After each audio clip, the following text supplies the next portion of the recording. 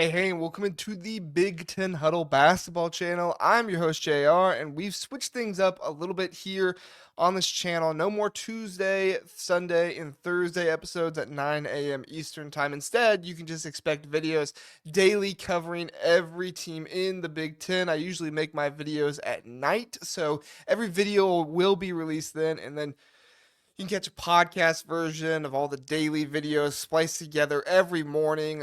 Generally post around 9 a.m. as well. If there's more than one, they'll be spliced together. If there's just one, it'll be just the one too. But in this video, we're going to be diving into some exciting news out of Columbus. The Ohio State Buckeyes are making a bold move in the transfer portal, aggressively pursuing Texas Tech forward Darian Williams as their potential star player for the 2025-2026 season. This is a huge storyline, folks, so let's break it down and talk about what Williams brings to the table, why Ohio State is all in, and what this pursuit means for the Buckeyes' future. Stick around, and at the end, I'll have my take on whether Ohio State can actually land him or not. First off, let's talk about Darian Williams, and if you're not familiar with the guy, you're about to be. Let's talk about him as a player and what he can do. Williams is a 6'6" versatile wing who's been a standout at Texas Tech the last two seasons under Coach Grant McCasland.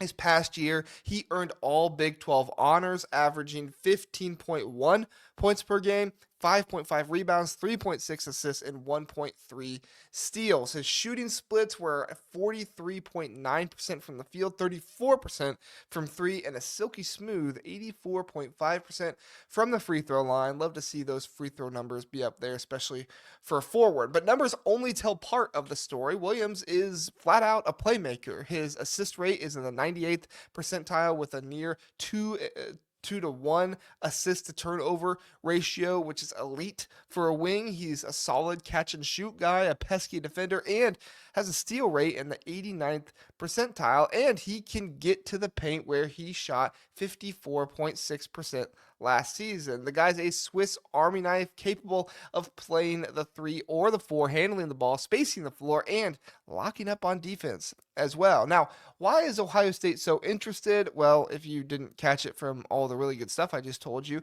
the Buckeyes are coming off a 17-15 season under first-year head coach Jake Diebler. He'll be in his second year this year, and they're hungry to get back to the NCAA tournament after missing it for, I think it's 3 years in a row now. They've got a solid foundation, returning their top three scorers in Bruce Thornton, Devin Royal, and John Mobley Jr., who combine for 44.4 points per game together. That's 72.9% of their possible returning scoring, which is huge in today's transfer-heavy era. Add in guys like Ivan Nagovin, Colin White, and top 35 recruit Tayson Chapman, who was injured last year. He's going to be coming back, and this is a roster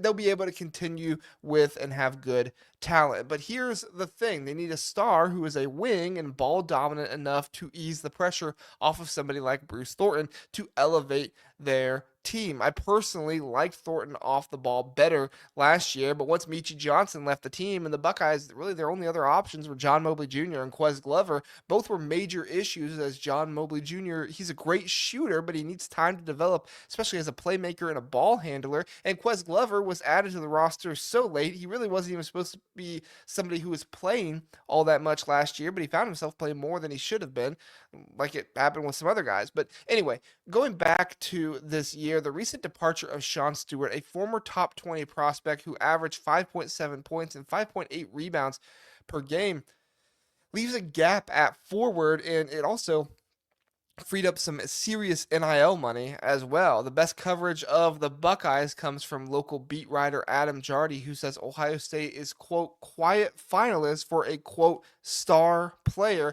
And if I'm putting the two and two together correctly, Williams is their top target. And it's a good idea, too, since Williams fits Ohio State like a glove. The Buckeyes need a versatile wing who can create scoring, who can create, score, and defend. And Williams checks every single one of those boxes. His ability to play on or off the ball would complement Thornton, who's expected to return after getting NBA feedback. Williams would be the team's secondary ball handler, setting up Royal in the post or kicking out to Mobley for a three. His catch and shoot ability as well, 75th percentile last season.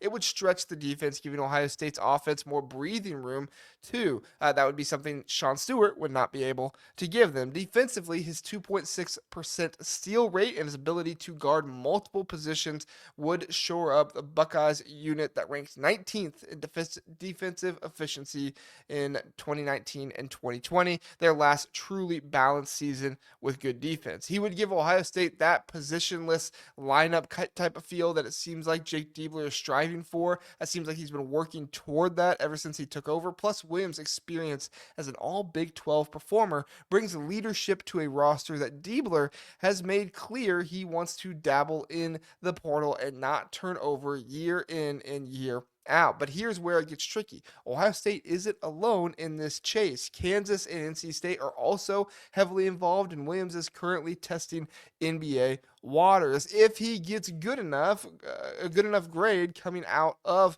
the combine, he'll probably go to the draft altogether. That's what he's focusing right now on. But we will discuss that likelihood here in just a second. Let me not get ahead of myself.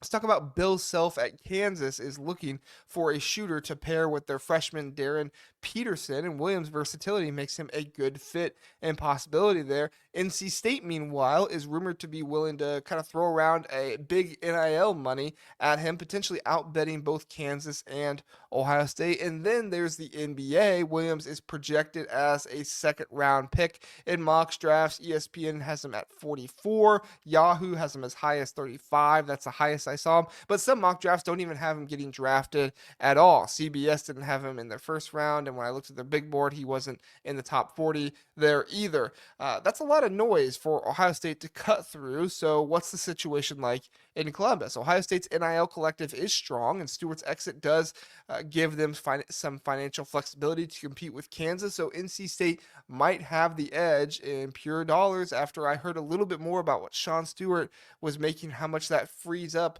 Ohio State now. I think this is actually probably a positive for the Buckeyes, but they have to go out and capitalize with that money and sign somebody good like Darian Williams. The Buckeyes' pitch is clear: come to us to be a star, play a major role, and lead us to March Madness. But there are challenges. Fan support for the Buckeyes lags behind football at Ohio State, which can make it tough to match the basketball-first cultures at Kansas or NC State. Plus, Williams' focus on the NBA draft combine just a few weeks ago means he might not decide until late May or even June on if he's coming back to school or not. If Ohio State waits too long, they risk missing out on other portal targets. It wouldn't be the worst thing in the world for the Buckeyes to go without him, as I think they still have a top 5 roster in the conference, or top 10 roster in the conference, arguably top 5. I'd say that they're pretty much for sure top 5 if they get Williams. Now, let's get into the big question, though. Will Darian Williams go pro, or will he come back to college, and where will he go in college?